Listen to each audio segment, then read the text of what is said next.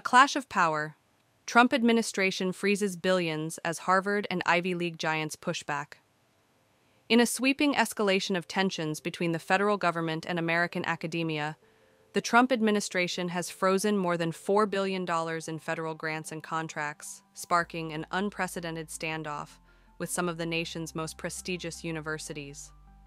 At the center of the storm is Harvard University, which on Monday became the first major institution to publicly defy the administration's demands, refusing to compromise its values, even as billions hang in the balance. The funding freeze includes $2 billion in multi-year grants and $60 million in contracts allocated to Harvard alone. In a bold and defiant move, the university issued a powerful response through its president, Alan M. Garber. "We have informed the administration through our legal counsel that we will not accept their proposed agreement.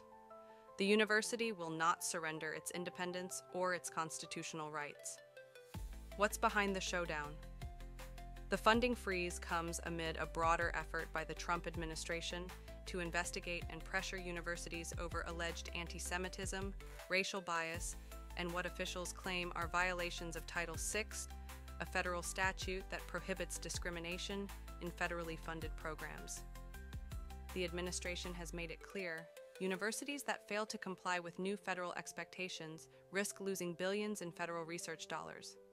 While this is not the first time politics and education have collided, the scale, speed, and severity of these actions are unlike anything in recent memory. Drawing comparisons to the Red Scare of the 1950s, when ideological purity tests disrupted academic freedom across the country. Harvard stands firm, others scramble.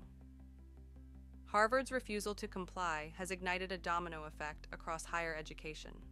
Institutions are now caught between defending academic freedom and preserving vital research and student resources. Harvard's stance is being closely watched, not just for its symbolic power, but for its potential to embolden others. This isn't just about Harvard, it's about the soul of American universities, one university official told CNN. Columbia University, the first to fall. Columbia University was one of the first targets. In March, the Trump administration revoked $400 million in funding, following a series of student protests that it claimed contributed to anti-Semitic environments on campus. The administration outlined a detailed list of required policy reforms, including enforcing stricter protest regulations, banning masks at demonstrations, reviewing Middle Eastern studies programs, reassessing disciplinary policies, and student group accountability. After weeks of tense negotiations, Columbia responded with an action plan addressing many of the concerns. The university's Board of Trustees supported the move, calling it a necessary step to promote inclusivity while preserving core academic values. "We are committed to creating a better environment on campus," the board stated. "These steps align with our mission." Still, acting President Claire Shipman remained cautious, warning, "We will not accept any agreement where the government dictates what we teach, research, or who we hire. Our independence is not up for negotiation."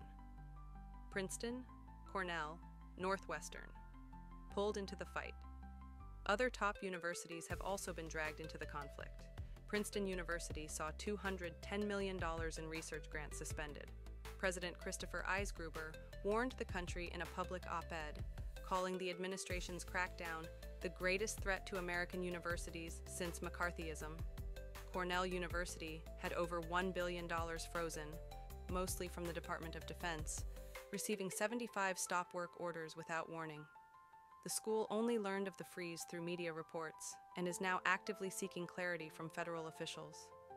Northwestern University was blindsided when $790 million in federal research funding was frozen.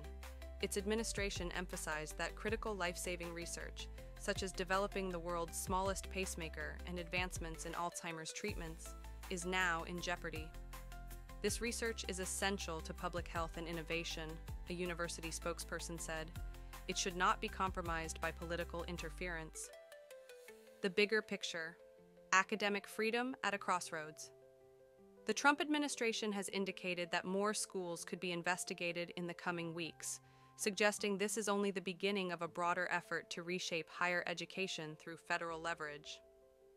While some institutions are cautiously engaging in dialogue, others are preparing for legal battles, arguing that the government's actions are a direct assault on academic freedom, institutional autonomy, and free speech.